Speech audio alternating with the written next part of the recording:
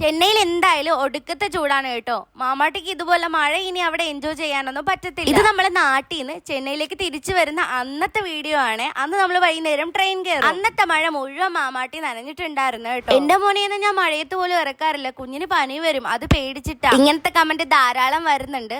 മാമാട്ടിക്ക് ഇപ്പം ഇത് ആദ്യത്തെ മഴയൊന്നുമല്ല, എല്ലാ വീഡിയോയും നമ്മൾ പോസ്റ്റ് ചെയ്യുന്നില്ല. നമ്മൾ ഇത്തവണ നിന്നിട്ടുള്ളതില് എല്ലാ മഴയും മാമാട്ടി നനയുന്നുണ്ടായിരുന്നു, പക്ഷെ ഇതുവരെ പനിയൊന്നും വന്നിട്ടില്ല. അവളിപ്പോ അതിനോട് അഡാപ്റ്റ് ആയിട്ടുണ്ട്. മഴ നനഞ്ഞെന്നും പറഞ്ഞ് എല്ലാവർക്കും അങ്ങ് പനി വരത്തില്ലടോ. നമ്മളൊരു കംഫർട്ട് സോണിൽ ഇരുന്ന് കഴിഞ്ഞാല് അവിടെ ഇരുന്ന് പോകത്തേ ഉള്ളൂ. പിന്നെ ഒരു ചാറ്റൽ മഴയോ തണുപ്പോ അടിച്ചാലും അങ്ങ് പനി. പണ്ട് സ്കൂളിൽ പോകുമ്പോ നമ്മൾ ഈ മഴയൊക്കെ നനഞ്ഞിട്ട് തന്നെയല്ലേ പോയിക്കൊണ്ടിരുന്നത്.